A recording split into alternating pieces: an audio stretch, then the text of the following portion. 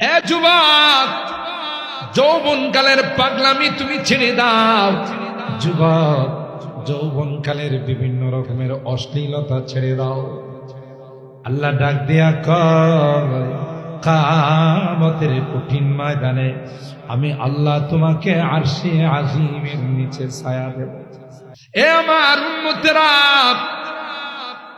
হাফেজে কোরআনদেরকে যারা ভালোবাসবে, হাফেজে কোরআনদের সঙ্গে যাদের মহব্বত থাকবে, যাদের সম্পর্ক থাকবে, আল্লাহর পয়গম্বর কয় একজন হাফেজ কোরআনে কারীমকে সিনার মধ্যে সংরক্ষণ করেছেন। আল্লাহ পাক কিয়ামতের কঠিন ময়দানে যখন মানুষ হাহাকার করবে, নবীরা পর্যন্ত নফসি নফসি বলবে, হাফেজে কোরআনকে আল্লাহ ডাক দিয়ে বলবে, হাফেজ আয় আয়, এক একটা আয়াত তিলাওয়াত কর, এক এক তলার দিকে উঠতে থাক।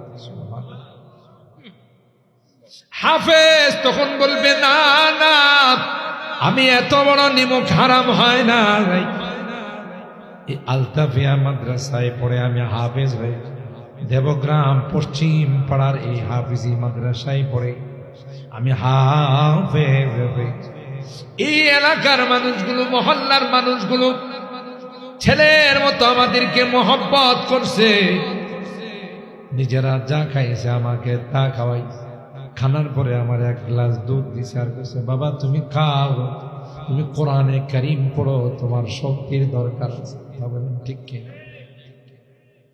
বড় আদর করে, মহব্বত করে, ভালোবাসে আমাকে 2 লুকমা খাবারের ব্যবস্থা করেছে, তাই তো আমি তোমার কালামের হাফেজ হলাম। আজকে গুনার কারণে তাদেরকে বাম কাতারে দেখা যায় নরে না, যতক্ষণ পর্যন্ত তাদের জান্নাতের ফয়সালা না হবে ততক্ষণ পর্যন্ত তোমার জান্নাতে যাব না।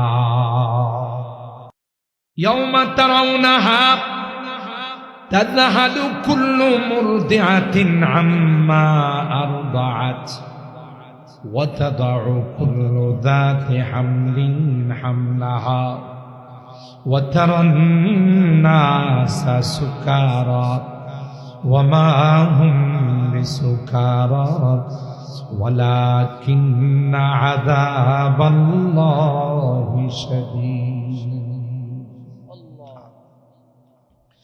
আল্লাহ পাক কোরআনে কারীমের এই আয়াতের মধ্যে বলেন, এ পয়গম্বর, এমন কঠিন দিন হবে